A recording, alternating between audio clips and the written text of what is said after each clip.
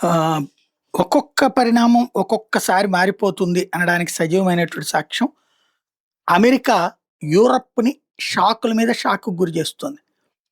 ఇప్పుడు అమెరికా ఎట్లయితే మన మీద పెనాల్టీలేసిందో అంటే టారిఫ్‌లేసిందో యూరప్ దేశాల మీద టారిఫ్‌లేస్తోంది. దాంతో పాటు యూరప్‌లో ఉన్న పరిశ్రమలన్నిటిని తన వైపుకి రావడానికి ప్రోత్సాహకాలిస్తుంది. పైగా యూరప్‌లో తయారు చేసి కనుక ఇక్కడ ఉత్పత్తులు అమ్ముకోవాలంటే టారిఫ్‌లేస్తోంది. తద్వారా యూరప్‌కి దూరం గాదు. యూరప్‌కి షాకుల మీద షాకులిస్తోంది. తాజాగా ట్రంప్ యూరోప్ యూనియన్‌ని కొత్తగా బెదిరిస్తున్నటువంటి అంశం ఏంటంటే, అమెరికన్ టెక్ కంపెనీస్ అన్నీ యూరప్‌ని వదిలేసేసి వచ్చి అమెరికాలో పెట్టాలంటున్నాడు. అలాగే యూరోపియన్ టెక్ కంపెనీస్ మీదన ఆహ్, టారిఫ్‌లు వేసుకొస్తానంటున్నాడు. ఫైన్స్ వేస్తాడట.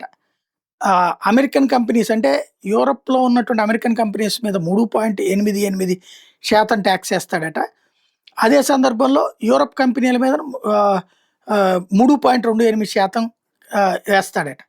ఏంటి అంటే ఈ రెండిటి మధ్యన తేడా క ఏది పెనాల్టీకి సంబంధించిన దాంట్లో EU ఫైన్స్ అమెరికన్ కంపెనీల మీద అంటే ఇతను చెప్పేది ఎందుకు ఈ పని చేస్తున్నాడంటే అమెరికా కంపెనీల మీద యూరోపియన్ ఫైన్ $3.8 బిలియన్ అయితే యూరోపియన్ టాక్స్‌లు వచ్చేటప్పటికి $3.2 బిలియన్ ఉంది.